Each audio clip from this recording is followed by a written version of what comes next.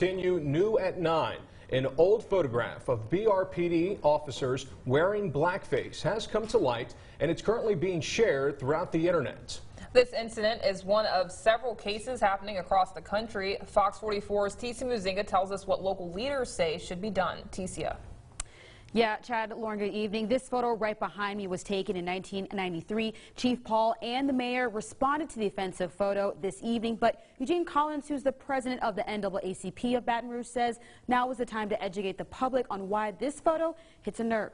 You're painting your face black, you're painting lips on your face. That's to make fun of African Americans. It's a painful history that's repeating itself, and it's been happening over the past week. Virginia Governor Ralph Northam was recently caught in a hot scandal wearing blackface in an old photo. I don't have any excuses for what I did in my early life, which has pushed voters to call for his resignation and comedians to throw some shade. I have to ask, has anybody else worn blackface in college?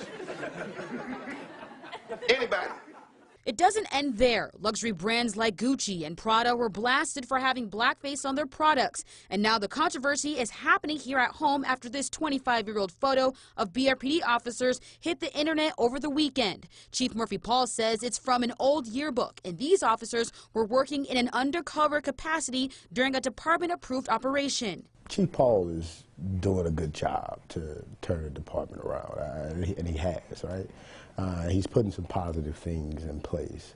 Eugene Collins, the president of the Baton Rouge chapter of the NAACP, says these scandals are happening lately for many reasons. It could come to an end if we all do one simple thing. We have a great need to further educate future generations and current generations on oppressive-like behavior. A recent study done by Pew Research shows nearly 1/3 of Americans say blackface isn't a big deal, especially during Halloween. When people say that, if it's not personally offensive to you and your culture, then of course I don't expect you to understand.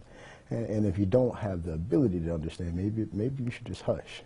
For those who don't know what blackface is, it was first used nearly 200 years ago, a time when white performers darkened their skin to imitate black people, exaggerating features with big lips and depicting people of color as lazy, ignorant, and cowardly, according to the National Museum of African American History and Culture. Go and Google information, find out for yourself. So we got to have more opportunities like this to educate on African American culture and some of the negative things that have went along with that over the years.